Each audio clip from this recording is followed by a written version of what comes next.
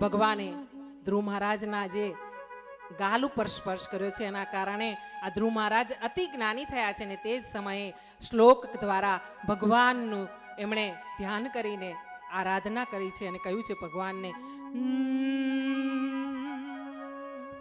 મુકમ કરોતિ વાચાલમ પંગુમ લંઘયતે ગિરિમ યત્કૃપાતમહં વંદે પરમાનંદ માધવમ.